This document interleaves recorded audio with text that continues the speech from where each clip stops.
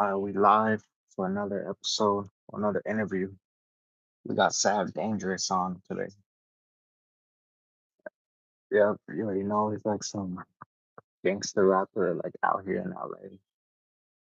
Been doing his thing and shit. Been working with a lot of big artists, uh, DJ Flip, all that.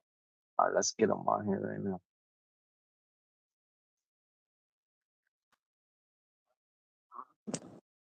Yo, what's good? Yo, it's cracking. Can you hear us? Yeah, I can hear you. Yeah, You on the Rap Wars platform? Let the people know like your artist name and where you coming from. Let me see. Let me talk.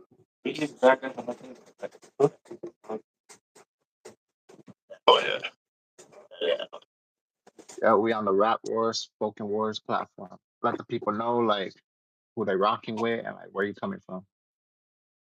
Yeah. So my name's Sab Dangerous. I'm from Santa Barbara, California. They call me Hub Boy from Compton. All right, that's right, that's right, that's what's up. Yeah, I've Yeah. been seeing like you guys been doing your thing like lately and shit. Been like popping up on the fucking on my feed and everything. Been working with a lot of artists and all. Like, let's get into your story though for sure. Where'd you grow up? We can start with Sabi first.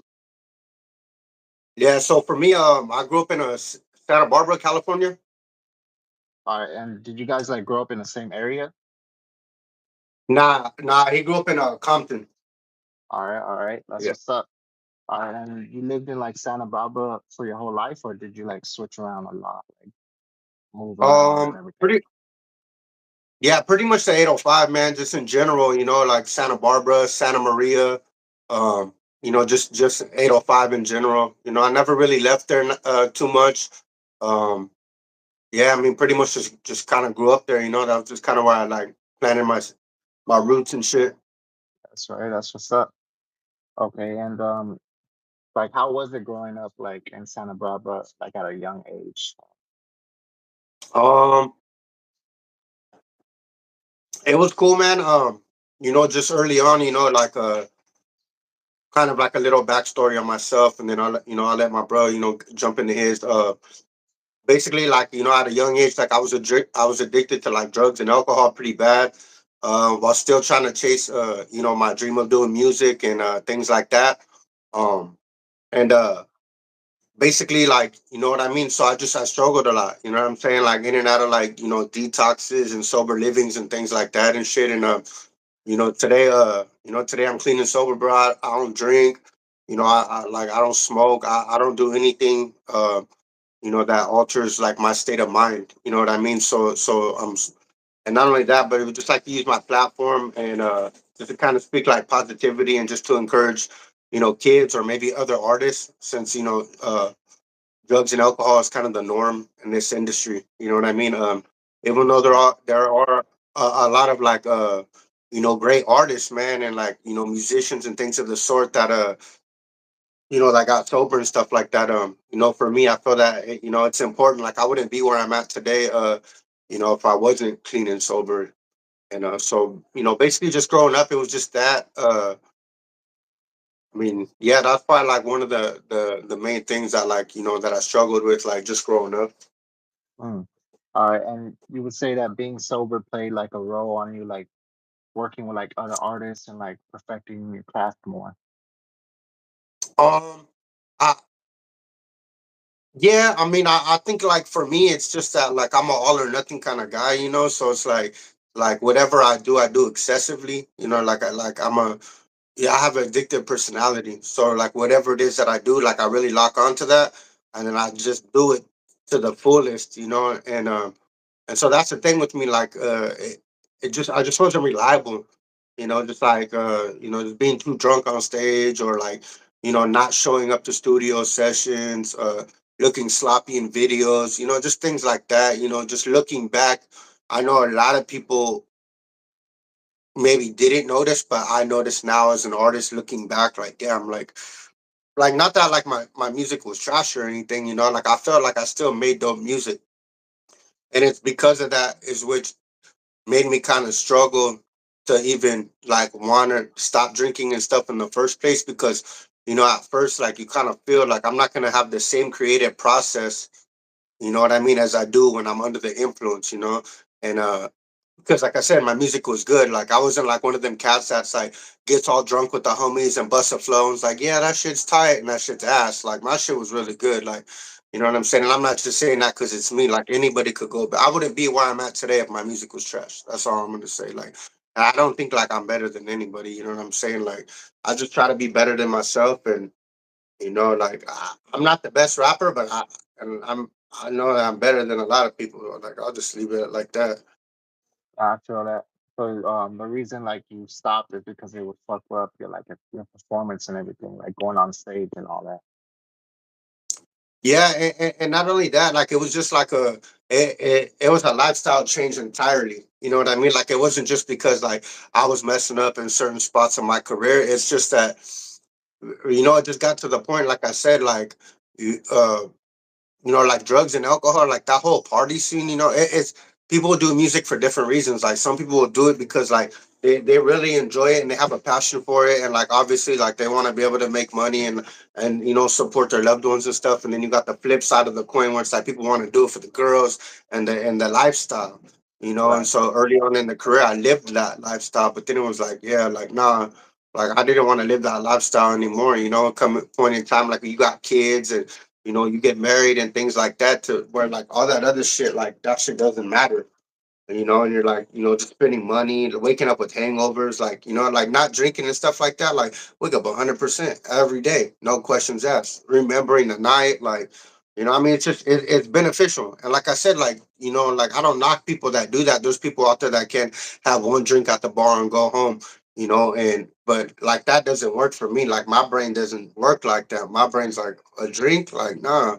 Like, if we're not going to get drunk, why even do it? You know what I mean? It's like, it doesn't make sense. It's like not drinking beer, but drinking non-alcoholic. That doesn't work for me. I gotta just not drink because as soon as I drink that non-alcoholic, my brain's gonna be like, "What the fuck is this? Go get some real shit."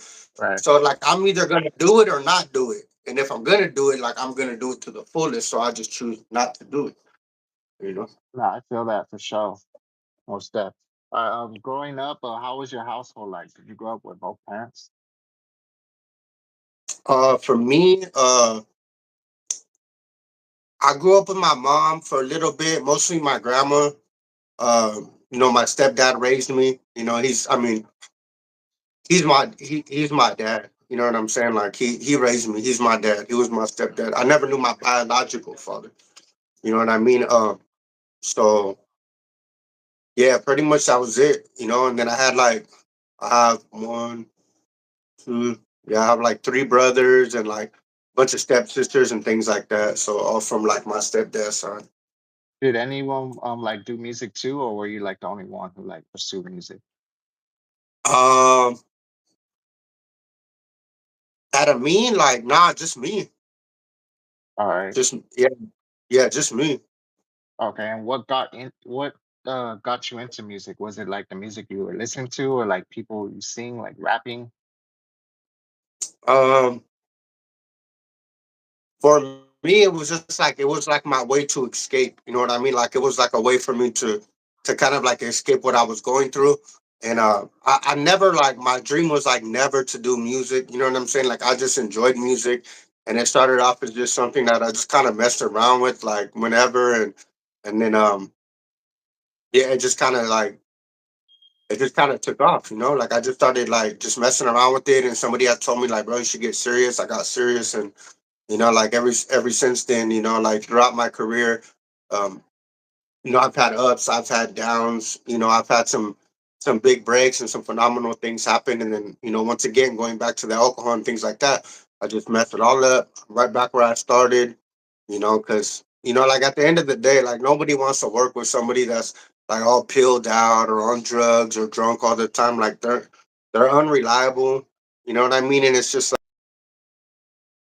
with the studio, me and studio, like it's a work environment. You know what I mean? Like it's not a Right. game to us. So like we don't go there and party.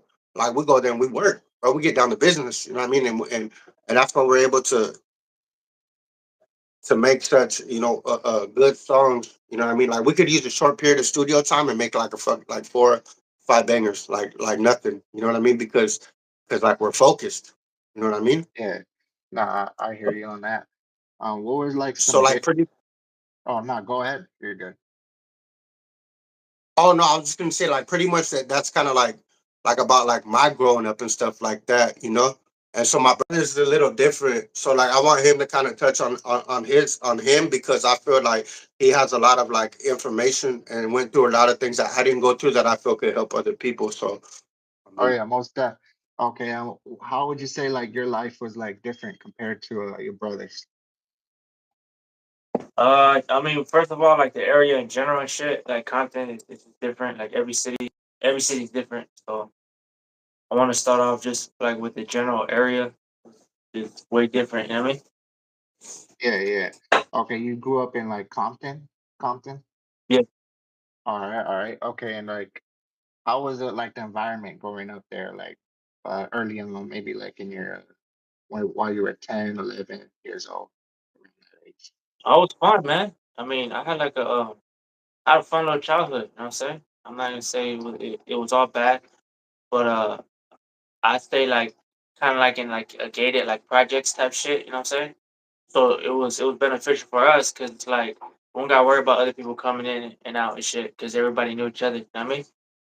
Yeah, So of it was course. cool. It was. You could say it was kind of normal, but I mean, there was a lot of bullshit going on. You know what I mean? But at that young age, we were so like put up on game already to know like, all right, if we see certain dudes come around, like go home or like shit like that, or like you hear shit.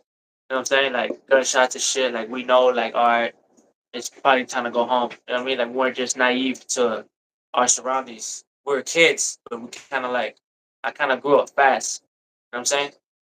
All As right. far as being aware of your environment, but at the same time being a kid. You know what I mean? Yeah, most def. So, Kind like of at an good. early age, you got put on to like everything, like knowing like your whereabouts, like what to not to do, what to do, what to watch out for, Yeah, and all that. yeah, and it wasn't even like like I say like planned out. It was just growing up in that environment. You're gonna adapt or you're gonna die. You know what I mean? And that's in any environment. You know what I'm saying? Like you're either gonna adapt to where you are, or you're gonna be how you say naive to what's going on, and you might get caught up in the bullshit. You know? I feel that for sure. And what got you into music? Uh, I got like a musical background from my dad. Like he likes my dad played guitar and shit. He like rock, so I got that side from him. And then my sisters, my mom and shit, they kind of like the R&B and old school shit. So I got a, and then the rap, just being raised in the city and shit. You know what I mean? So I got a combination of like all those three musics and shit. So it kind of like pulled me towards that. You know what I mean? It's like I was a young Yeah, kid. no, that's what's up. Okay, and Sav, how did you get your name, Sav Dangerous? um, so I used to when I first started rapping, like I used to just go by like Sav and so people used to like when I was young, like all my boys and stuff, they used to be like, "Damn, you're a savage," because like we'd be at a party, you know, and there'd be like four fine chicks and like one fat girl, and I'd be like, "Fuck it, I'll take the fat girl," you know, and just kind of take one for the team. So like just doing crazy shit like that. People are Chubby like, "Damn, Chasers? you're a savage, dog." Huh? No, I was saying Chubby Chasers and all that. Yeah, you know, like just like the big girls, you know, like I would knock them down for the boys, and so they'd be like, "Damn, fool, you're a," you know, like I don't know, just kind of like fuck it, like I'm just gonna keep that shit, like you know. And then one of my accounts got hacked, and then when I tried to go back on, like the only name was Sap Dangerous was available, so I kept it. I was like, all right, fuck it, and I ran with that shit ever since. And then you know, and just it just been just kind of stuck with me. Hey, And then my brother, like I said, his name's Hub Boy. So you know what I mean? We just kind of put the two together, like with the album. The album's called Hub Dangerous. You know what I mean? So like all the right. Dangerous from me from Sap Dangerous, and the Hub from his name plus for Compton. You know what I mean? Because they call it Hub City. So it just kind of worked out, man. I just kind of stuck with it. You know, I felt like it was catchy, and it was something that I was just like. It just people always know me from that as being when I first started Savage of some sort. So I just ran with it. Dope, dope. Um, how was it like just going to school? Would you say that you had good grades and like you ended up like graduating school, or did like some stuff happen in between, or like how did that go down? Nah, I didn't really like school. Like I didn't like going to school. I didn't like waking up early. Like I went to school like in middle school and stuff like that, but like yeah, I never graduated. Like I just kind of stopped going. Like I went all the way to like the 11th grade, you know, which is kind of dumb because like I was almost there, but like I just stopped going.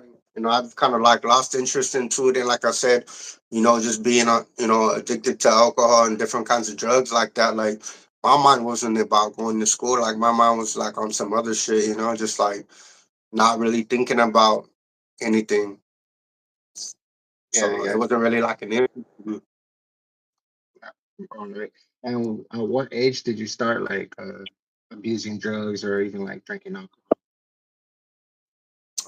Um, like man, I think I started drinking, like just kind of dabbling with it, like kind of tasting it and stuff at like maybe like 10 or 11, you know, and then like throughout my teens, just really like drinking like hard, just going crazy. And then like probably in my 20s, I started like experimenting with like other drugs and stuff, heavier drugs, you know, and it's just kind of been like a back and forth thing for me. Like I would like be cool for a little bit and then I go do it again and then be cool, you know, just kind of in and out of like different programs and stuff like that. And you know, and then just you know, this last time it was just like, yeah, like I can't do this because it's not like this shit's life or death for me. You know, it's not even about the music or like or anything, you know, because like with addiction, that shit's not biased. Like it doesn't care what color you are, it'll take you your family, your home, your car, it'll take everything fucking from anybody at any time. And I was just losing a lot of people, and it was just kind of like my eye opener, you know, like and yeah, I just left it alone, man. So I've just been, you know, just been clean ever since. That's what's up. When did you start writing music?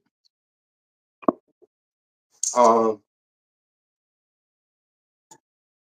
a lot of my like earlier music, like I didn't I didn't really write. Like a lot of my earlier stuff, like was just kind of winged, like on the spot type shit. Like I would write like maybe like this like 3 or 4 bars, and then I would just kind of like run off of that in the studio based on like whatever it is the project I was doing.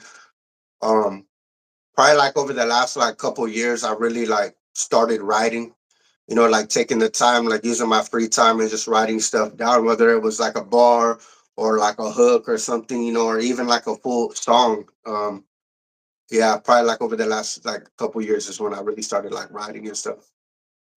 Was it like hard, like when you first started writing music, like just to structure the song and like even make a full song to record? No, no, no. I think like once I hear the beat, like I'm able to just run with it, you know, like I'm able to just Yeah. And how is your like creative process like when you do make a song? um Does it just pop into your head and then you like write it down, or do you have like a certain way you write down music? Like,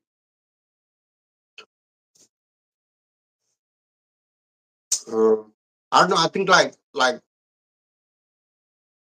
yeah, it just all depends, you know, because like a lot of the new album, like when we went to the studio, like we didn't have nothing planned, you know, and like we came out of there with like 4 songs, you know what I'm saying, and it was just kind of us just kind of bouncing off each other and stuff. Like dude made the beat, Bo had the hook, and then I threw a verse, and then he came back and did a verse, like, and so it all depends, you know. It's kind of like if it feels right, then like it'll come. Like never try to force anything, you know. Like if somebody sends us a song and we're not feeling it, like we won't do it, you know. Like we don't just jump on anything, like you know, like a lot of artists and shit, like you know. do you write your music, or do you just keep it all in your head and then when you're on like a mic, you spit it? No, I write stuff down. All right. And would you say that you're like a good freestyler too? Have you ever freestyled before? Like I wouldn't say like it's my forte, you know. Like it's not. I mean, like like Like if I was on a radio station and they like threw a beat and like was like, yeah, this is what we're doing, like I would have to do it. But like that's not something that like I like I would say that like I'm good at, you know? Cause I could listen to like just an instrumental and then kind of just fuck with it and say little shit over and over until it seems right. But like to have to like be on the spot and like kind of come up with some shit, you know? Yeah, most that. And you said you started writing music like a few years back. Did you ever like make music like in middle school? Maybe like just to fuck around, like rapping with the homies and all that, or even high school?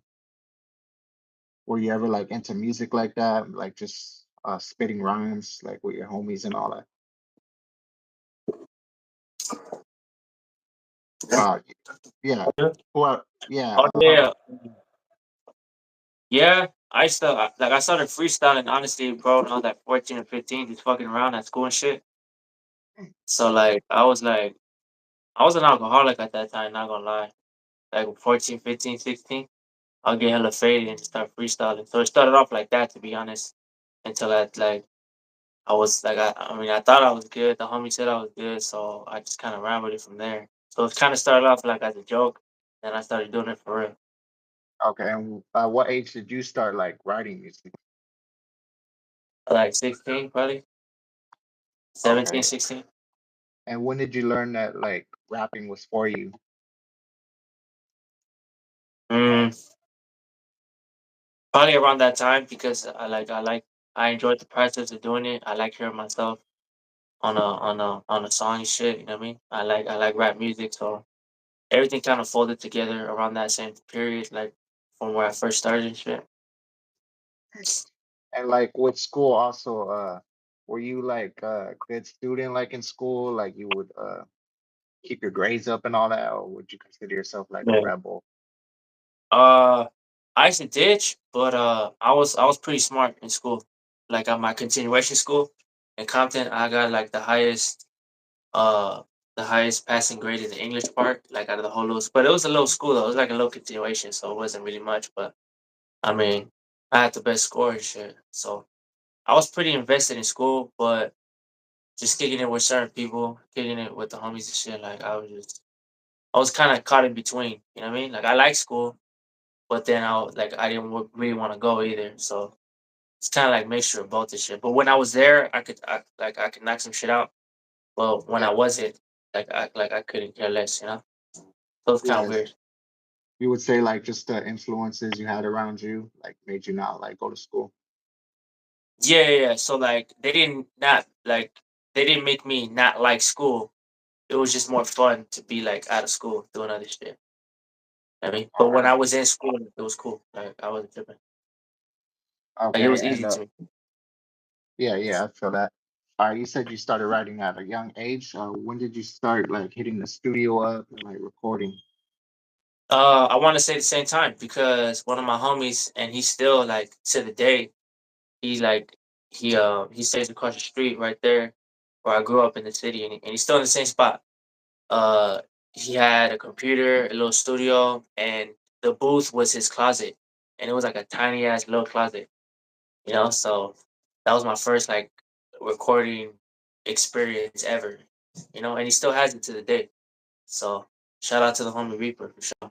Yeah, he gave me my first experience recording music, and then uh yeah, shout out to the homie for that. Did you have a different style like when you started, like what you do now, like with the gangster rap and all that? I was always big on like course, I was always big on it because I and when I was in high school, I would say I was in Lil Wayne was one of my big influences at that time from like to like 11. That was like prime fucking Wayne. You know Oh what I yeah, mean? that's Like when he was on top for sure. yeah, yeah. So I was in high school, so it's like I'm soaking up all that. So I was big on like punchlines, metaphors, and shit like that. So I mean, I want to say the style remained the same, but my skills obviously increased over the years. You know what I'm saying? Yeah, I hear that. How long does it take you to like make a song? Not long. Just like my bro was saying earlier, we went and we knocked out 4 songs in like 30 minutes, 45 minutes. And it would have been a lot sooner, but our producer literally had to make some of the beats from scratch. So realistically, me and him could do a couple songs like in 30 minutes, like easy. All right, most okay. Being an alcoholic and like being into drugs, did that ever get you into like problems with like the law or anything, getting you locked up? Hell yeah. I caught my first case. I was like 16. I tried to break in some place. I was faded as fuck. I was drunk. Shit. So that shit for sure. And that shit almost got me killed a gang of times. Like there was one time. I'm not gonna really say who was involved, but I was in the city. I was hella faded. I'm talking about like I'm like 15, 16 years old. I'm literally in the wrong place, wrong time. I probably shouldn't even be here, but I am. But one dude, he seen me and he was like, nah, like I know this fool, like, you know what I mean? Like he's faded, like just leave him alone. But I was tripping though. I was the one that was tripping. You know what I mean? And I was obviously in the wrong place, wrong time. I should have never been there. And that fool saved my life because he knew me. And he didn't really fuck with me like that, but I think he just saw me around like school and like they stalled me out and shit. But yeah, that shit Mm. got me into a bunch of bullshit, bro. I mean, for sure. All right, no, I feel that. Um, were you involved with like any gangs like at a young age? Involved what? Were you involved like with any like gang activity or like any crews Yeah, back then? around it. I was around it. You know what I'm saying? I chose the music path and shit. But like I said, just growing up where I grew up, in the city, they ask you where you from. All right, where you stay at. So just from where I lived at, I was getting pressed. I was, you know what I'm saying? I got into fights. I got shot at, all kind of shit, just because where I grew up. You know what I mean? So Yeah, that's always been something with me, and I already see the future and shit. Like even when me and bro eventually do like blow up and shit, I could see other fools from different neighborhoods in the city, Compton in particular, that they're probably not gonna fuck with me because of where I grew up. I'm on a neutral side. I don't fuck with nobody. Don't fuck with me. But at the same time, it's like certain sections in certain cities. No, certain sections in the city.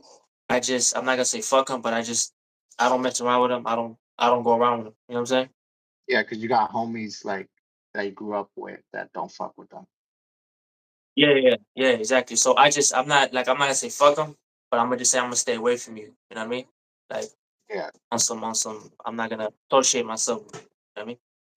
Okay, and you said you got locked up like around 16. What was that? At what age did you ever get locked up? Like in ever go to the halls or No, no, maybe? no. Wait, that one, I went to the house one time, and they just released me because it was my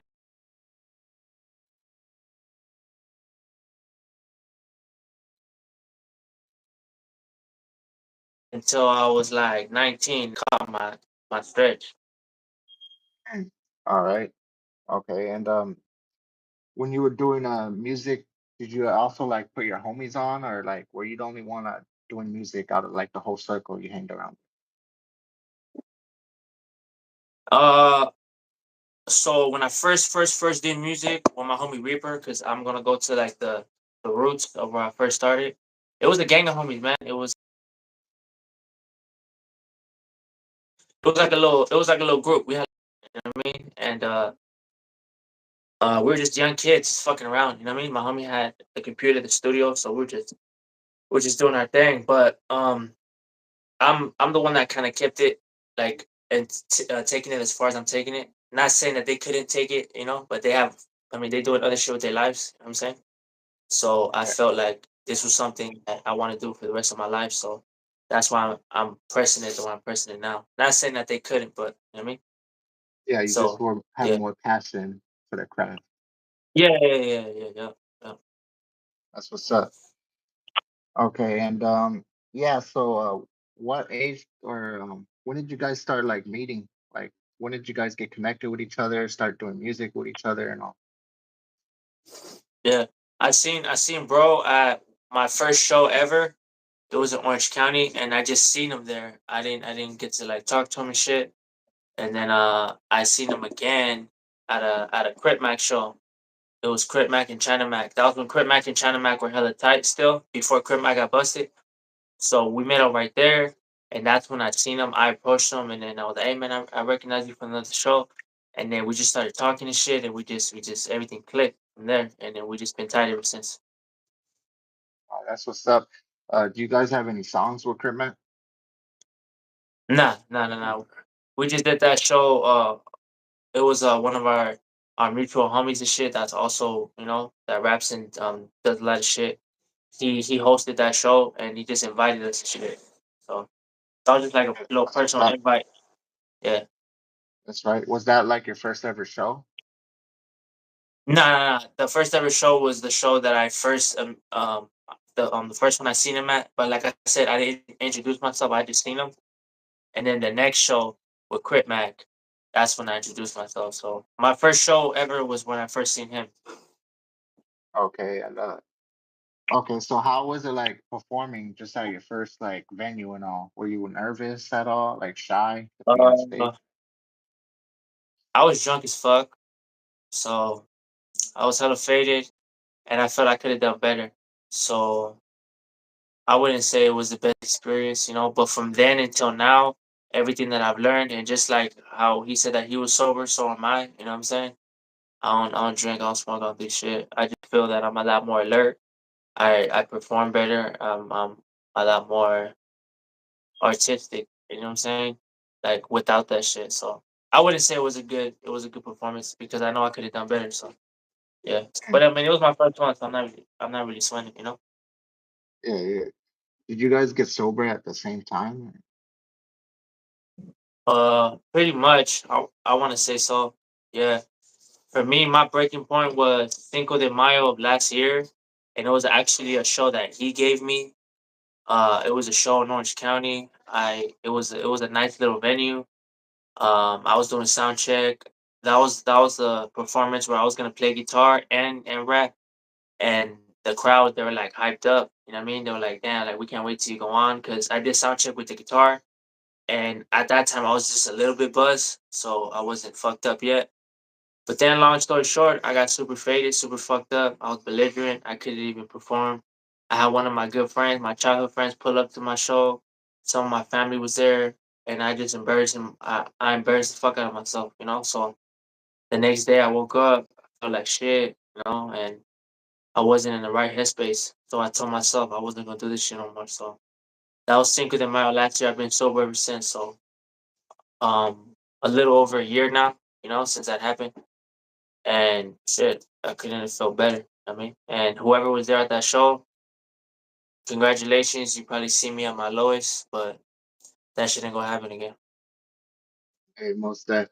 And being an artist, like both for y'all, is it like hard to like just stay away from drugs because it's like pretty much all around you guys? Like for me, like because like I said, like just being able to be like reliable, being able to just to be ready at all times for interviews and things like that. And that's the thing too. Like we're not like yes, like it's around us, but we're not like the only time we're ever around it because obviously as artists we get booked for a lot of shows and a lot of different things, so we're in clubs where obviously people are there to get drunk and to party and stuff like that, and we go, we have our own little section, our section, everybody's sober in our section. We fuck the stage up, we shake hands, take pictures, and we're on our way. Like we don't really keep ourselves in situations like that. We don't run from it, but like we don't embrace it either.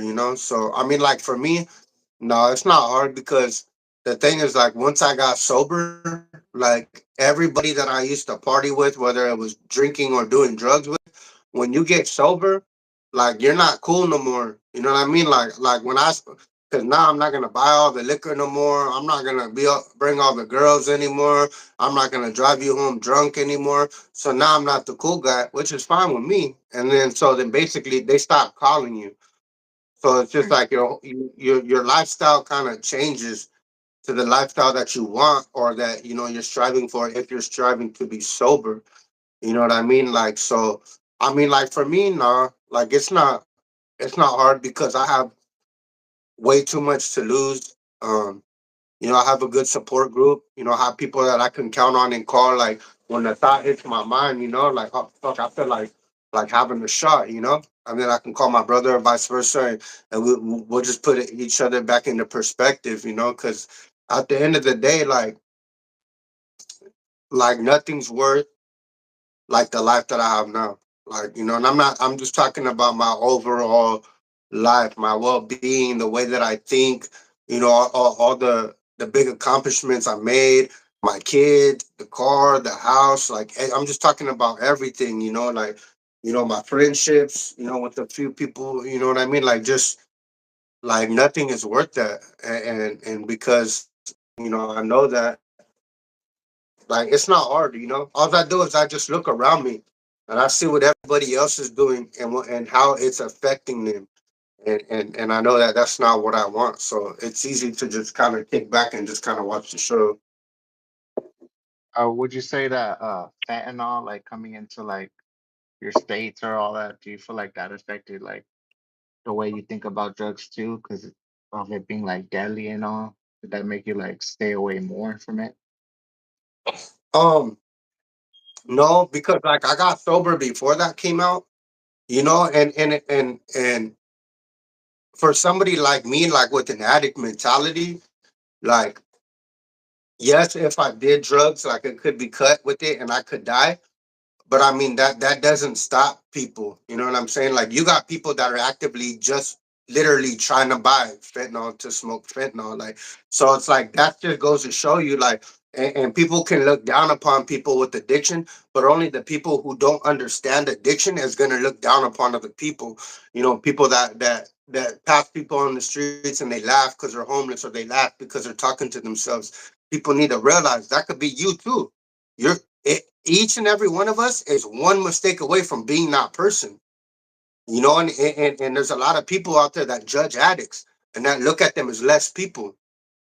You know, but it's like I'm an addict. I'm a recovering addict, but I'm an addict, and I'm gonna tell you, I'm not trying to floss or stun on nobody, but I'm doing way hell of a lot better than as myself being a recovering addict than a motherfucker who's never done drugs. I'll tell you that much. And people don't like that shit. But I say that as like a inspiration to people who may hear this now in the future, wherever, is that it could be done. You know what I mean? Like it doesn't matter how many times you know you fall. You know what I mean? It matters how many times you get up. You can fall 1,000 times as long as you get up 1,000 times, because the one time you choose not to get up, that's when you're fucked and everything's gone.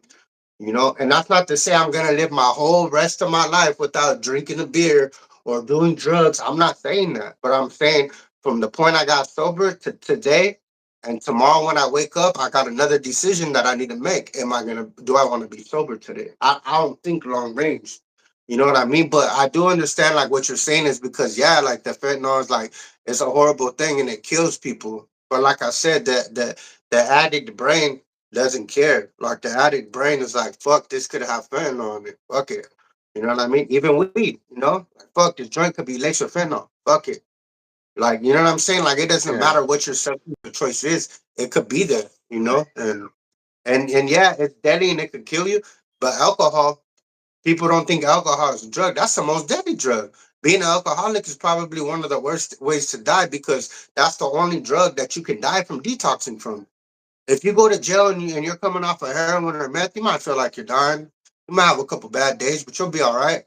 But you've been drinking alcohol your whole life, and you go to jail and you don't have no drop of liquor or nothing in your system, you could literally die from that shit. And so, you know, people they look at one as worse than the other, and it's like if you think about it, the one that people don't really consider in the drug category is the worst fucking one for you because it's so accessible. yeah, and people treat it like it's the norm. Like they'll have a drink like whenever and shit. Nah, I feel that for sure. Have you ever ended up like hospitalized from like drugs or any of that? Um, yeah, just like when I got like a DUI and shit, like for like driving drunk, like flipped a couple cars. I ended up in the hospital and shit. How did that happen? Like that whole situation. Just drinking and driving, like you know, just being with a female at the time that like didn't really give a shit. I was passing me a bottle while we were fucking on the freeway, and obviously, fucking that's not a good thing to do. And so I ended up crashing and then I ended up in the hospital. You know. Mm. Yeah, yeah, I feel that. Was that like an eye opener at that time, or did you like still drink after that? No, fuck no, nah, no. Because like I said, like being in that mentality, it's like fuck, I could have died, but then there's also like that flip side that's like shit, I didn't die, like you know. So it's just kind of like one of them things, like. And that's the thing, like a lot of people can hit rock bottom and everybody's rock bottom is different. Somebody could have like an eye-opening situation and be like, fuck, I don't want to do this. But I think what it comes down to is like I said before, like I've been to programs and detoxes, you have to mentally be just fucking done. Like you just have to be like, I don't want to do this shit no more, and that's it. Because you know, like granted, like there are programs out there and different things you can do to maintain sobriety and kind of keep a hold on it. But ultimately, like it has to be a conscious decision, just like you make the conscious decision, like, yeah, I got drunk and I flipped the car and I almost died, but I didn't. Fuck it. And then fucking a month later, crash in another fucking car, or like, you know what I mean? Like there just has to be a conscious decision for a lot of people. And that's the thing. To be able to have a conscious decision to not want to do that shit, that in itself is a blessing. Like there's people that like they get drunk, they black out, they hit a car, they kill kids and all kinds of shit. You'll never get a chance to even make that decision if you don't want to do it. Because you're fucked. You're washed up. You ain't never getting out of jail. So to be able to be in a position to have a conscious decision that I don't want to do this and I want to do something different, that in itself is fucking a blessing. Hell yeah. Yeah, I feel that for sure. Did you ever end up like doing time like in jail, like a long period of time? Yeah, I did. I Yeah, whoever wants to answer the question, nah. I did. I just came home a couple years ago. I did 9 years straight. So yeah, All right, and how did you end up like getting 9 years? Like, what was the situation that got you that time? they accused me of robbing people. Mm. And like, Yeah, okay, so you were they accused you like robbing like on the like people on the street or like robbing like a whole like store, jewelry store or something both, like that. both. Yeah, Mm. they said I was robbing shit people in stores with a gun and shit. Oh shit! And were you trying to fight it or did you end up like taking a plea deal? I took a deal. All right, okay, and so like during that situation, like knowing that you got the 9 years, did you like your heart drop like at a point, like when the judge told you like, oh, you're gonna be in here for like 9 years? Well, I had my firstborn, my daughter. She wasn't even. She was about 60 days old, so she was like 2 months. My first kid, and my dad, he was sick at the time, which I didn't know until I got busted. So I wasn't really tripping off of me personally because I didn't give a fuck. But knowing that I was gonna leave my daughter, knowing that my dad was sick, obviously I have family. So that shit, I mean, that shit. The first, I ain't gonna lie, like the hardest time was like the first like week or two. I didn't want to eat. You know what I mean? I was like, I was going through it. You know what I'm saying? I was Yeah, stressed the fuck depressed. out. Yeah, and yeah, That is a man, long and stretch to do and shit. Like yeah, a whole 9 years. So how did you even like get through it? Like just year after year being working out, reading books, educating myself, surrounding myself with the with the most greatest people I can surround myself with. Because I mean, everybody in there, man. Like you are who you hang around with, man. It's a lot of not everybody in prison's a fuck up. You got a lot of sharp dudes. You know what I mean? You got a lot of dudes that can give you a lot of game. That can keep you out. As far as keep you out when you come out of jail, you have a lot of brilliant minds in prison. I was taking college courses at this one prison, and there was an actual professors from the college that were coming to the prison. So it was like an in face college course, not correspondence, but with a professor in the class. all And right. I remember Professor Chiji. He was my English teacher, English professor, and he said that he's been teaching for like 30, 40 years. The greatest essays, the greatest assignments that he ever received were from guys in prison, by far, not even close. So, I mean, you got to figure it's a double edged sword. You know what I'm saying? Um, are you gonna take all that time and actually be useful with your time and make something out of it, or you can go and fuck it up?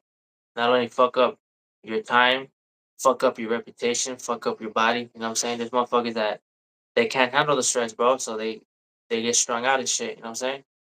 I Yeah, and seen get all that, man. fucked up in there and shit. Yeah, bro, because they can't handle it. I mean, that's just the truth. You know what I mean? And I had conversations with homies in there. And I'm just like, hey, bro, like it's fucked up to say, but like they used to ask me, like, damn, I don't know why I'm like this. Like I said, well, I can tell you because you just can't handle this shit. Like you ain't built like that, bro. You gotta run away from this shit. You know what I mean? And that's what it comes down to. So I think all these dudes, even rappers and kids out here that are fucking out here popping perks and fucking go sliding and shit. I want you to do that shit sober, bro. I did my shit sober. You know what I'm saying? Everything Yeah, I've ever done in my life was always sober. So like if you really like that and you need drugs, you need alcohol so you can get jiggy or you can be turned up, you should probably choose a different profession. You know what I'm saying? I Because feel you. You're you just obviously hyped up can't do on it. it. Yeah, yeah, exactly. Like anybody could do that. I mean, that's easy. But I want you to be clear minded when you first wake up in the morning and say, all right, I'm gonna go do this. You know what I mean? And know in your mind, okay, this could go bad. Like know all the consequences, know everything that's gonna come and go and still do it, you know? 9 times out of 10 people ain't gonna do that. You know what I mean? And then people want to do it with other people because they're afraid to do it by themselves. You know what I'm saying? And I don't know. That's a whole different topic and shit. But long story short, how I did the time was I worked out, I educated myself, I read a lot of books, and that shit made time fly, bro. Like I remember my years literally used to go by Super Bowls. So, every year in the Super Bowl. So it'd be like the next year it'd be Super Bowl, like, damn, another Super Bowl? That shit crazy. And then do my time and then boom, damn, another Super Bowl? What the fuck? Like Yeah, it you're was just counting the watching Super Super Bowls. Bowls. Pretty much, yeah. Right. That's what's up. What age did you go into prison? I just turned 20. Yeah. All right. So my birthday was in October. I just turned 20. I got busted December. So I was like barely 20. Did you roll with like a certain like race while you were in prison? Yeah. I'm Hispanic and I grew up in Southern California, so yeah. All right. Okay. And did you have any like problems like going in prison? Like any conflicts with other inmates? Yeah, I mean it happens, you know what I'm saying? I mean, you're with a bunch of knuckleheads, man, and no matter how humble you are, how quiet, how respectful, you know what I mean? You're gonna have dudes that just, they want to test the waters and they want to test your temperature shit, you know what I mean? So it happens every so often. Okay. And can you like elaborate or like tell us like a situation you were in like in prison? Were you ever like in a situation where you had to defend yourself like physically? Oh well, I mean, I'm not gonna get too much into that, but I mean, it was situations like that, man, where you gotta stand your ground and shit. You know what I mean? But it's not worth talking about. Mm. Were you writing music while you were locked up? Oh yeah, hell yeah, hell yeah. There's one song, man, that I've been wanting to do. I just been lagging, but I think it's pretty dope. It was pretty much like I was in reception, so in reception you have no TV, no radio, no nothing. You're just in your cell with your celly, like all day, every day, until they transfer you to the main line, right? Yeah, yeah. So one song in particular that I wrote, and I had the instrumental in my head, and I wrote a whole song. So I got to do that one. I got to record it, but I haven't done it yet. But yeah, that was Do you pretty have cool, do man. you have like a whole notebook of music when you got out of prison? Yeah, I got like fuck, like 3, 4 composition books full of shit. Yeah, Mm. And you would got you to get say them. there was like talent like while you were locked up, like musical talent, like anyone that you met Yeah. that also rap? I ran into a gang of homies, and my gang of people that rap this shit. One of my boys, man, he was dope as fuck, and it was unfortunate because he paroled before I did, and then I ended up running to one of his homies in another prison, and I asked about him, and I heard that he got killed, you know. So that was like a wasted talent. You know what I'm saying? Yeah.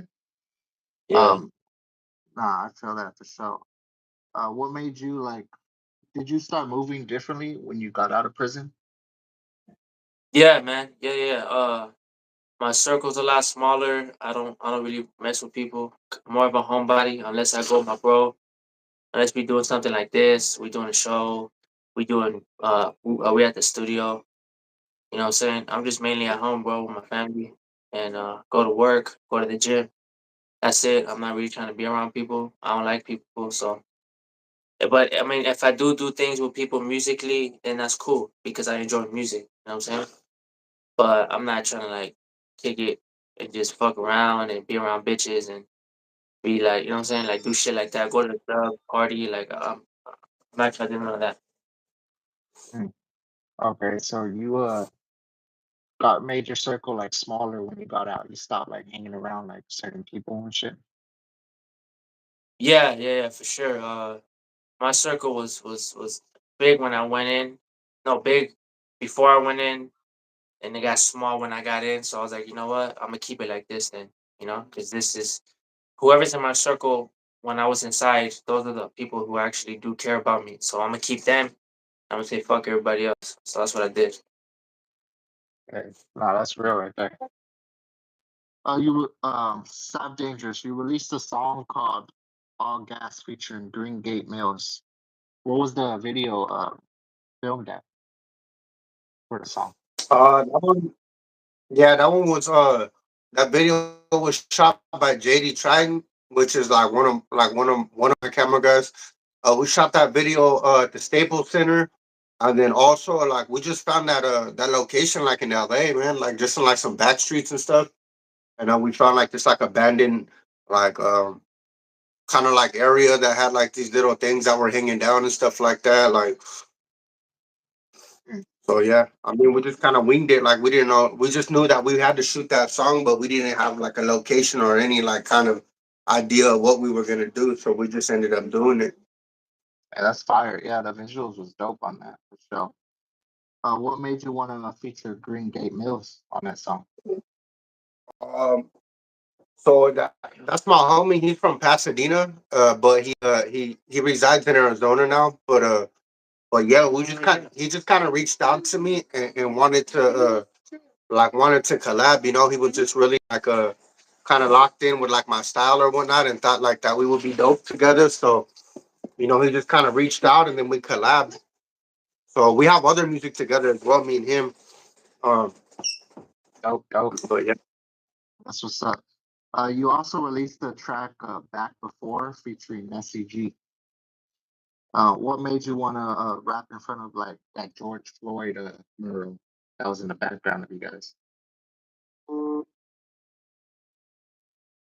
oh yeah, so that was kind of like that was in Santa Barbara. Like they had painted that like kind of like on a wall, like a little mural and stuff like that. So we just kind of used it as a backdrop. I'm not really too sure if like it held any significance. I think it just kind of happened to be like that, you know. It just kind of like right there where we were shooting at and stuff like that.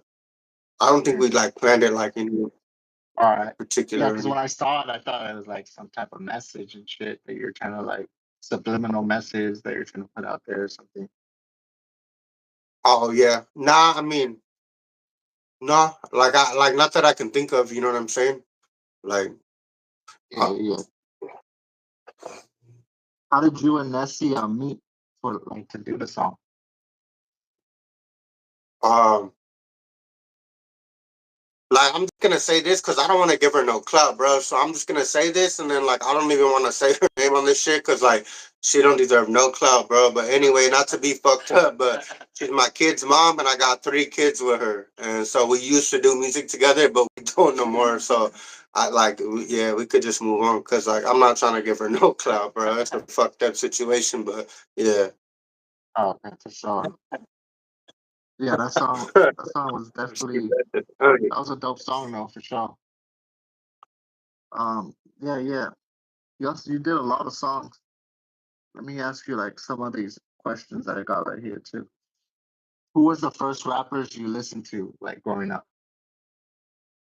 For me, like I think like my cousins and like my uncles, like old school, like Too Short, like back in the day, like Short Dogs in the House album and Just Another Day, like old school, like back when like rap was really dope. You know what I'm saying? Like back when they were actually saying shit, like back in like the Easy E kind of fucking NWA kind of days, like around those times. Right, Uh, Tupac, like the early '90s, yeah, man, yeah, definitely. Like in So yeah, I mean, I think like when it comes to me like making music, I I don't really fuck with trends like if like there's like a movement and everybody's riding on that movement, like if I feel like making a song like kind of fits with that movement at the time, then cool. But if not, like I don't ride. The only wave I ride is like my own, bro. Like I'll start some motion from my team and my camp, and then like we'll ride that motherfucker, But like when it comes to me, like I honestly like make music that like I want to listen to because I bump my own shit, like for real. So it's like I wouldn't just put out like just anything. I feel like a lot of like all my music like has substance. Like I feel like more people fuck with it than not. And the people that don't fuck with it, it's just because they hate either they can't rap, they don't rap, or they knew me when I was strung out and they wish I will go back to that because they don't like seeing people be like Haters. productive, bro. Like you know what I mean? Like they want to still see me down and shit like that. Hey, So nah, most deaf. Would you say like you're like Lil Wayne? Like when you make a song, you only listen to your music when you're in that mode of creating music. nah, no. I mean like I listen to like I'm real like musically like in tune. Like I listen to country, I listen to rock, I listen to classic rock, I listen to oldies, I listen to old school, I listen to rap, or maybe a little battle rap, or something like that. Like my brother sends me something. I don't really know about that kind of shit, but this guy's like a fucking he knows all about that battle rap. So like if he shoots me something, like I'll listen to anything, bro. Like I like Mexican music. I don't even know Spanish. Like I'm not even Mexican. I'm Apache Indian, but I listen to some Spanish music, because I just love good music, like whether I understand it or not, like just music in general. I love music. Um, Hey, that's I what's up, think bro. that and I think that the good thing about me, like after like we just made like some fucking bang. This album is crazy, bro. That's coming out, and I listen to it like every day. And I'm like, this is my favorite song. Like, I love the whole shit, but there's one song in particular that's gonna be played. We're going on a radio station on the 18th on Q 95.9 FM, and Yeah, peep we're that. gonna yeah, we're gonna be live on the air. They're gonna drop this song on the radio. Like, no, there's not too many artists that can say like I got a song on the real radio. Like not too many people can say that. And this song that's gonna be on the radio, it's like it's one of my favorite songs. But then it's only my favorite song until I make another favorite song. Like right now, it's like, yeah, this is my favorite song, but I'm not like, oh, okay, I got a hit. Let's just stop. Like I'm sure the next time we hit the studio, that's gonna be my favorite song. You know what I mean? Like it just helps me like elevate myself. But no, I listen to gang shit. Like even like before I even started doing music with him, like I would listen to shit off of his album. You know what I mean? While I'm going, to the studio or I'm going to shows before we even started working with each other. Like he has some shit that's hot as fuck, and like I used to bump that shit. Like I have some songs that are of his that are like my favorite. I'm not even on. You know what I mean? Because I just like I love music. You know what I mean? And like I just, you know what I mean? I fuck with good music. He makes good music. I'm not just saying that. There's other artists too that I fuck with, and like, you know what I'm saying? Like I'm not a hater like that. Like I want to see everybody make it, bro. You know what I'm saying? Like, and at the same time, like but I won't just collaborate with anybody either because my name's on that shit. So, like, if somebody's like, "Oh, what do you think about this song?" Like, I'll be like, "Yeah, man, you're good. Don't stop." Which kind of means like, you know what I mean? Like, yeah, you're all right, but you know what I mean? Like, don't give up. Just keep going because a lot of people, when it comes to this music shit, they want overnight success. They don't know that this is the long game right here. Like, Marathon, man. bro, like And the thing about it too, like I tell people, is like it's not even about being talented. It's who's working the hardest. You know, like you might be better than rapping at me, but you ain't gonna outwork me. I do this Yeah, shit that all work day. ethic. Every day. I'm on the road, bro. Anywhere, any shows that I do is at least a 4 to 5 hour drive from where I lay my head at night. So yeah, there's nowhere I won't go and I won't drive. Like on the road constantly, constantly doing shows, doing interviews. Like on the 18th, we got 2 interviews. Like we're in Ventura on the radio station in the morning at 8 in the morning when everybody goes to work, and then we're in Orange County at 7 o'clock on with Long Beach Carlos over here on another radio station in Orange Hella County. exposure right there. Yeah, yeah, so it's like, bro, like we just, what I mean, and That that's the thing grind. too. It's a grind, bro. And it's not like, and it's not like, oh, we're doing this because we're trying to outwork anybody. But at the end of the day, it's like, you know what I mean? Like, we just do this because it fucking pays off. Like I said, like, how many people can say, like, they have a song on the fucking radio, on the FM radio? Like, bro, there's not even artists that are bigger than us that can even fucking say that. Nah. Yeah, I feel that for sure. What's his name? DJ Flip.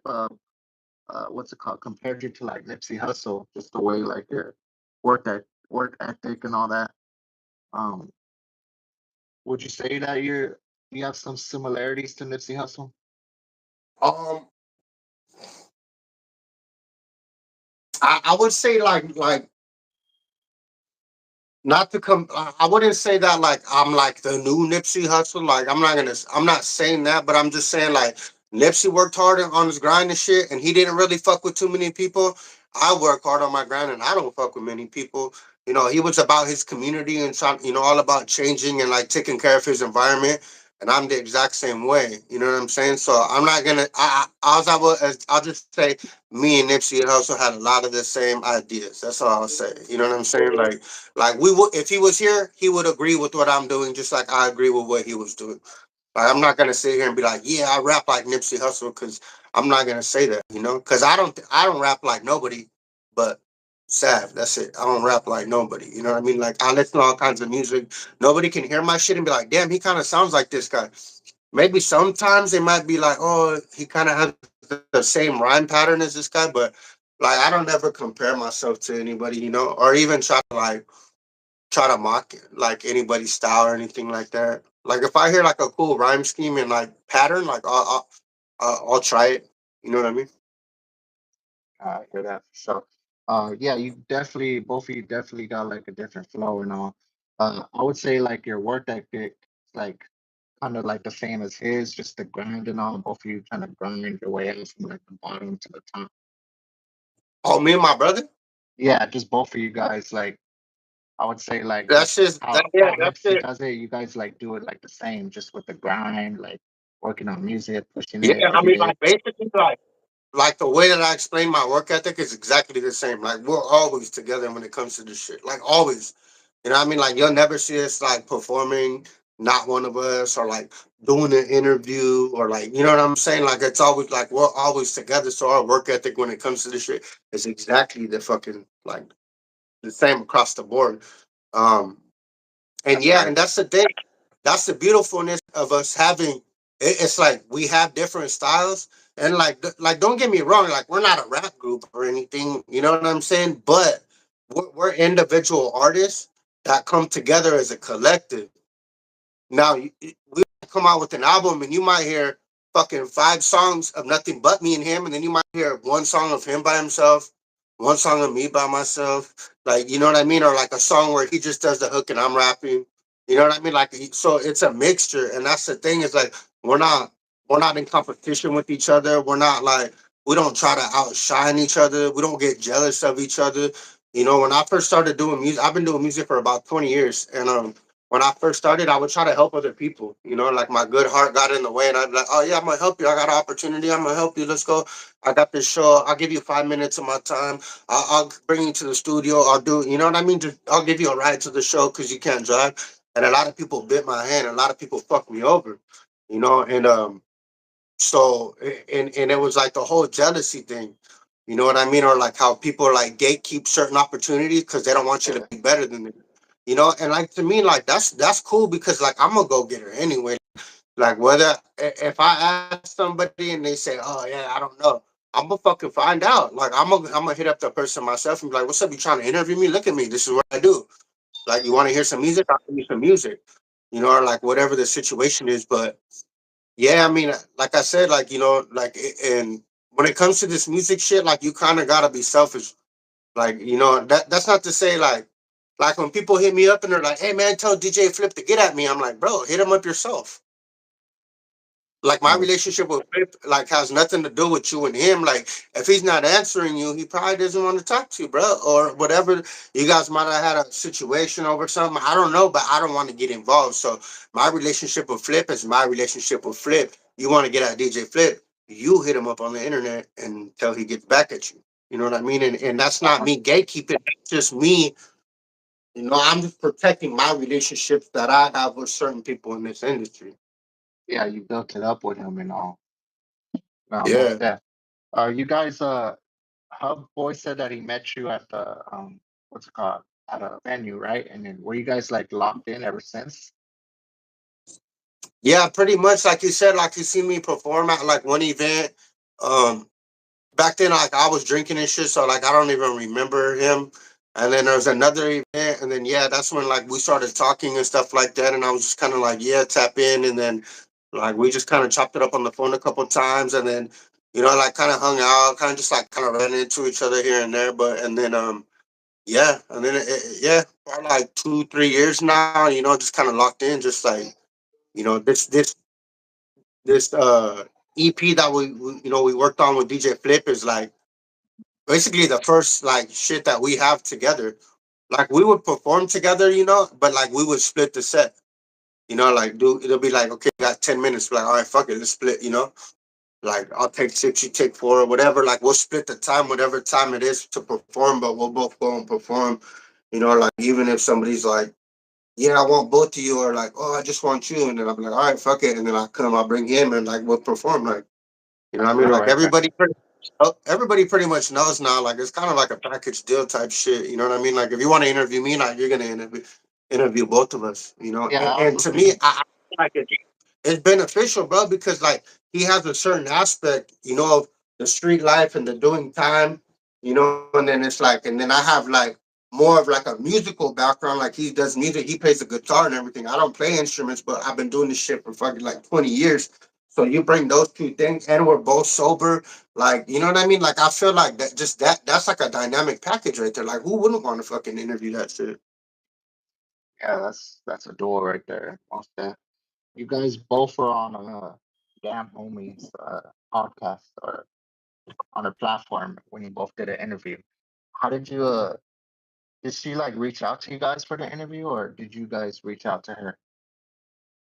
So I seen that like one of my my homies was on her podcast, and like I didn't know who she was at the time, and then so I just kind of checked her out, and then I just messaged her, bro, and I was like, hey, look, like what's up? You trying to interview us? Like this is what we got going on. We got some big shit going on. Like, you know what I mean? Like jump on this train. Like what's up? And then she was just like, oh yeah, let's do this. So like she interviewed us. But it was like the fucked up thing is like I clipped it.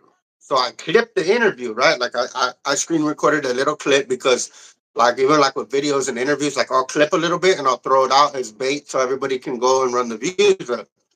And her assistant accidentally erased our interview right after we did it. We That's gotta do it crazy. again. So I got the clip of it that proves that we did it, but that shit's no longer online. So I mean it's like, Yeah, that sucks yeah, right there.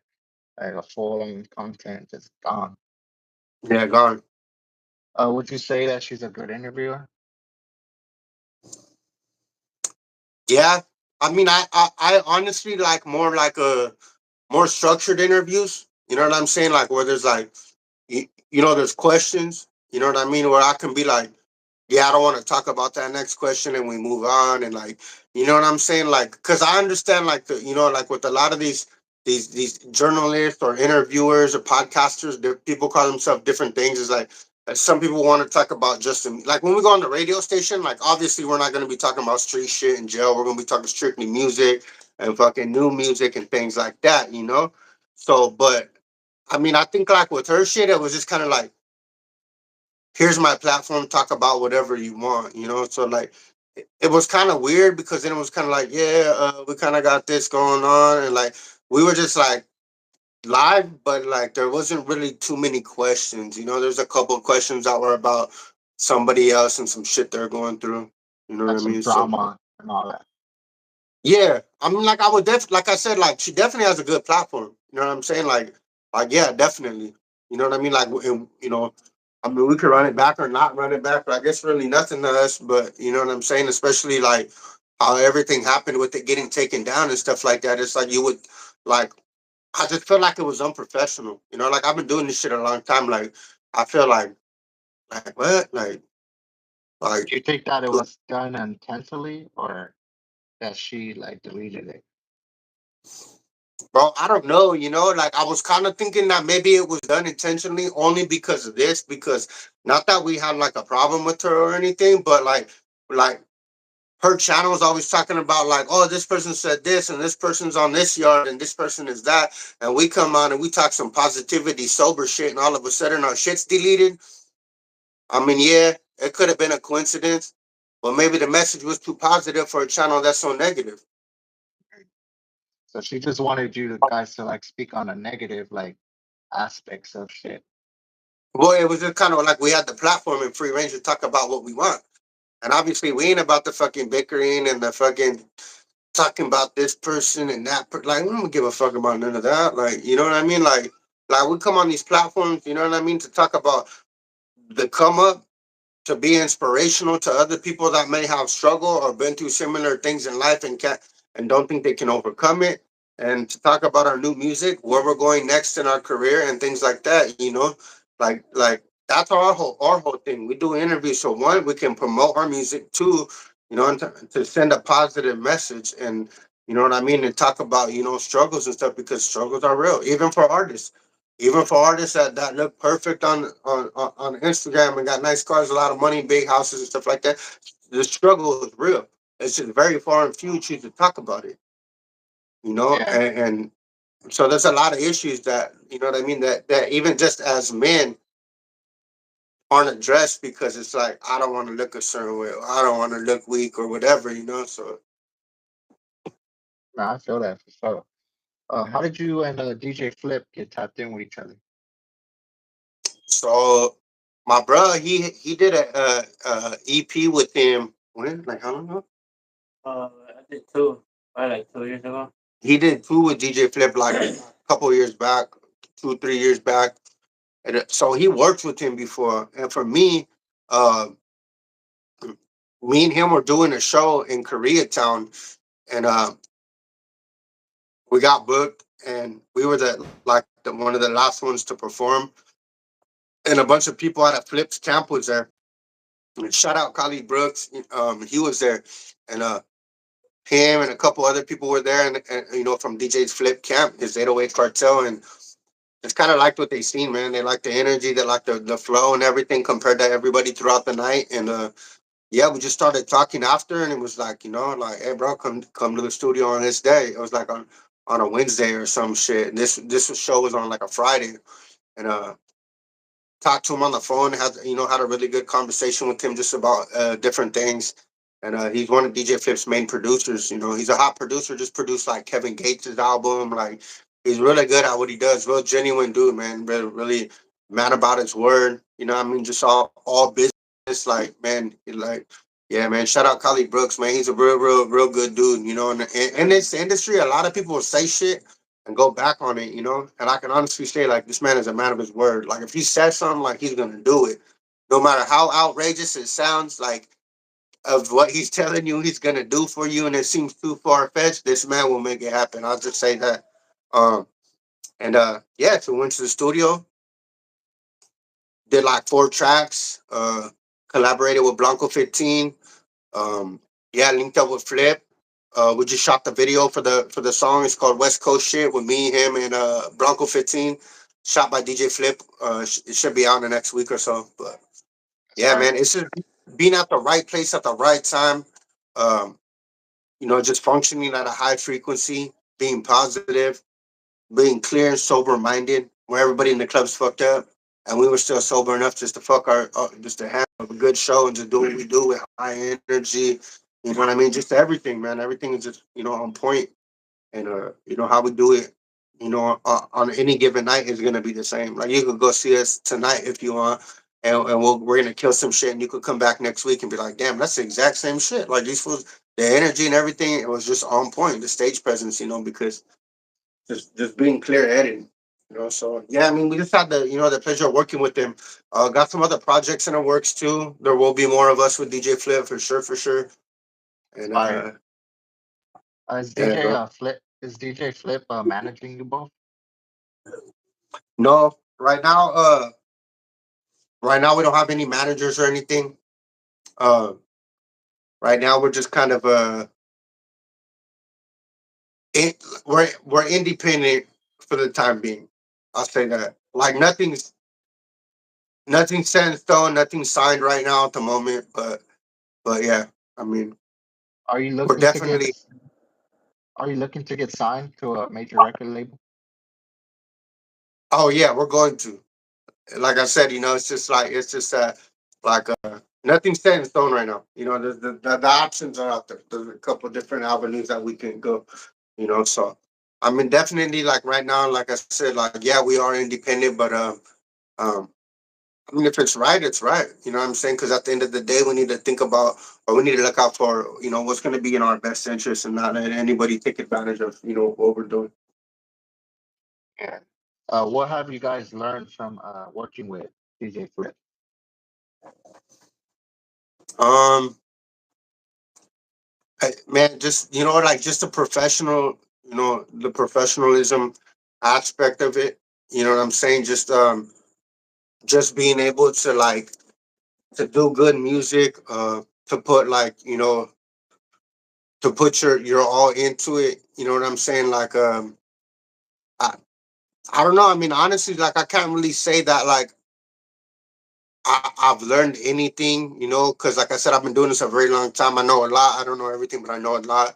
Um, I think it's just the it's just exciting. It's exciting because the difference between working with your local producer and having your homie shoot your video to being in the studio with Flip and having Flip shoot your video is fucking it's not even comparable.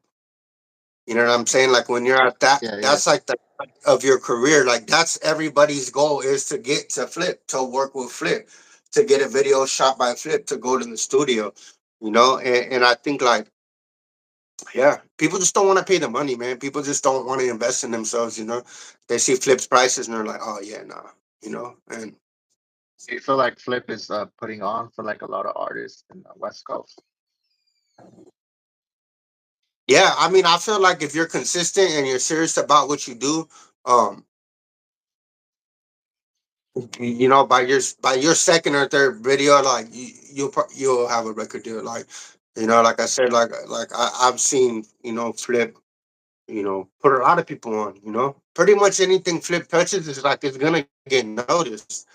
Like people are gonna know who you are. After that, it's up to you to be consistent. Like, like we're doing like 5 interviews, 6 interviews, mixing the podcast with 2 major radio station interviews for a video that's not even out yet.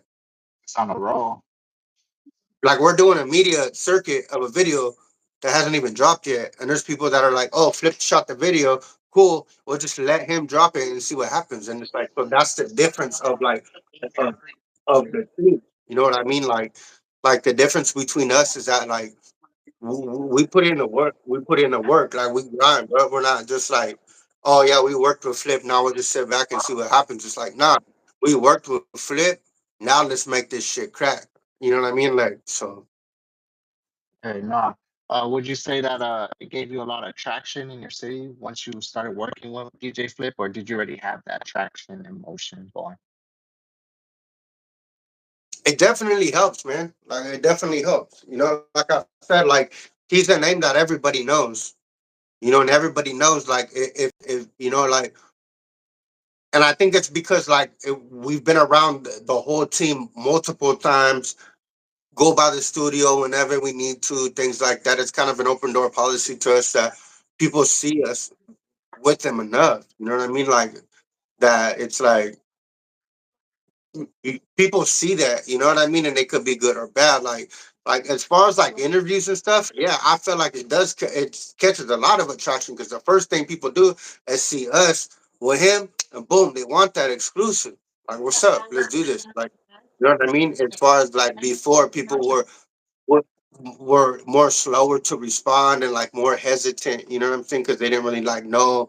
People knew who I was, but didn't really know who I was, type shit. So yeah. Hey, no, I feel that most day. So it got you guys like on a more noticeable to like the community and everything, like rap.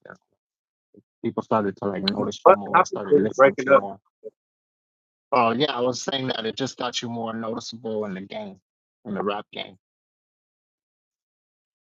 Yeah, definitely opened like doors. You know what I'm saying? Like I That's wouldn't like, say doors that would have never been open, but I would say like it definitely opened them quicker than it would without it. oh, that's fire right there.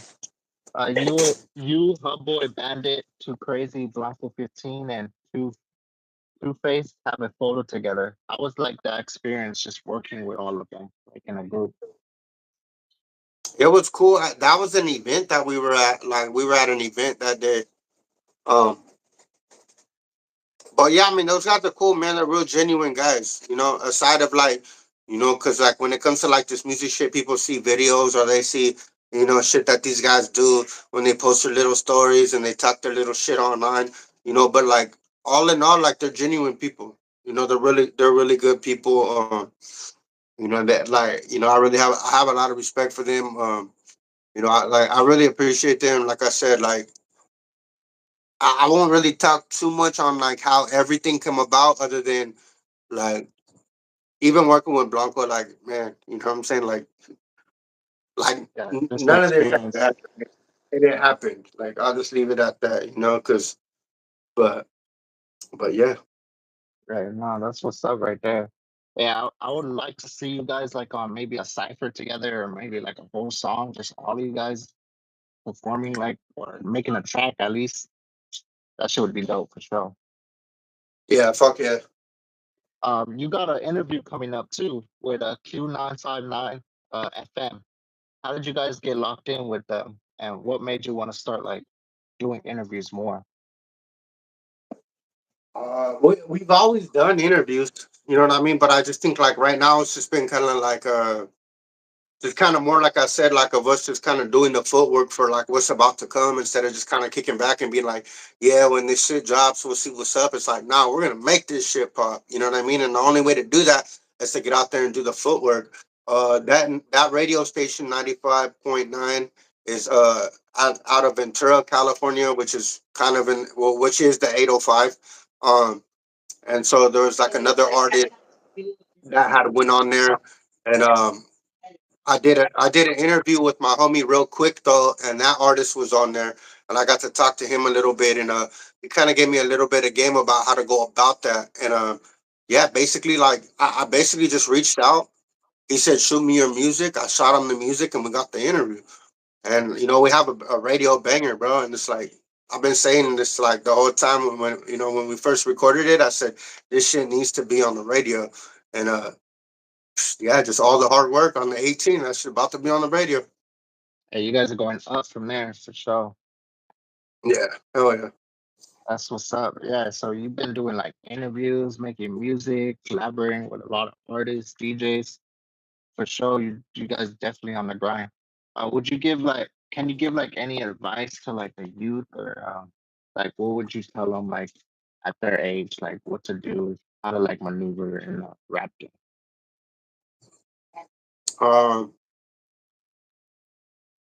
just you know what I mean? Like just chase your dreams. You know what I'm saying? Like if that's something that you want to do.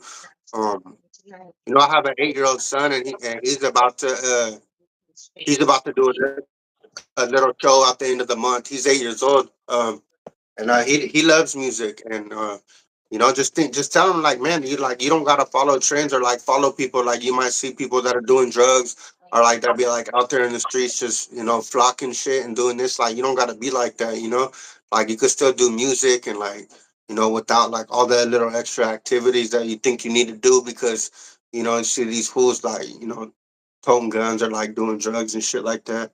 You know what I'm saying? So I know my brother, he got something to say on this shit because Yeah, what would you like say if I to the youth like coming up in the rap game? But be yourself, man, and don't be afraid to be yourself. So, however you want to rap, whatever you want to rap about, it don't gotta even be about the streets. If you want to rap about Pokemon cards, whatever the fuck you want to rap about, bro. Whatever you're passionate about. You know what I mean? So don't be afraid. Don't be afraid to be yourself. And like I said, like a lot of people haven't even seen my guitar shit with the rap shit. So I'm gonna put that shit in our music, and it's never been done before, bro. And that's just gonna put us in a whole nother atmosphere as far as the type of range that we're trying to reach. We're trying to be worldwide. I'm not trying to make only the hood love me. I want to make the world love me, but also the kids. So it's like I want to be able to like when people pull up to our shows, they're gonna be like, damn, you can bring the kids too because Hub Boy's gonna bring out the guitar. You know what I'm saying?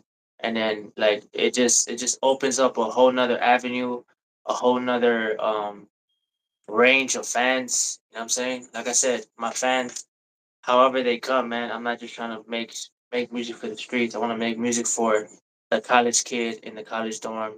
For the kid Right, that right. just like reading college books or like, uh, like comic books. You feel me?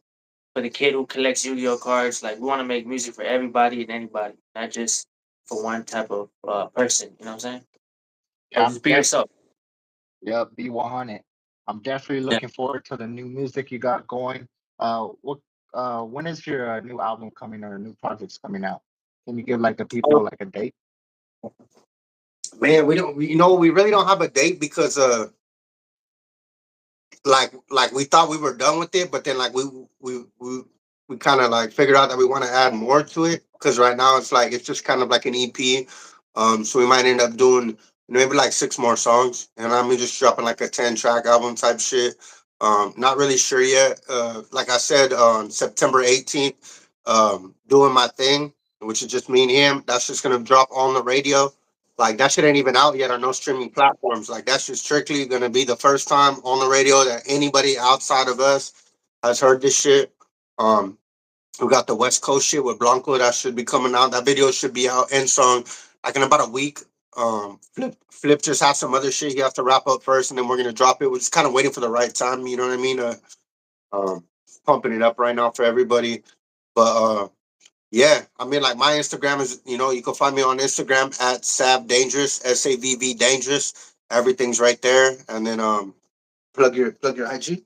Yeah, mine is hub HUB_board 369. So that's my Yep, IG and yep. shit. Hey, y'all definitely need to tap in for sure. Uh, yeah, it was dope having you both on, Sav. We definitely want to hear some more from you guys. I'm probably gonna get you guys on a podcast if you're trying to do that like next time.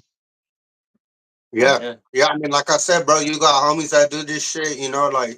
Like you guys got a setup and we come do that shit in person, get the content or whatever. Like, man, just tap in, bro. Like I said, you got my personal number now. I sent it to you on Instagram. You know what I mean? So you could either tap in, you could hit my line, you could hit my IG. It's up to you. But yeah, man. I mean, you know what I mean? Like whatever we could do for the community too. We never think we're bigger than the whole picture. You know what I'm saying? Like just because we're going on a radio station, that doesn't mean we won't jump on a homie's podcast that's trying to come up and do his shit because we support everybody. You know what I mean? As long as as long as it's not gonna like hurt us, so to speak, But that's the thing, though. Like we're able to control the narrative as well. So if somebody's asking us shit we don't want to talk about, we're gonna go around it. We don't want to talk about that. Moving on, So nine Yep, times out yep, of ten, we can press the fucking issue. So I mean, it's all love at the end of the day. It's supporting everybody, supporting each other and shit.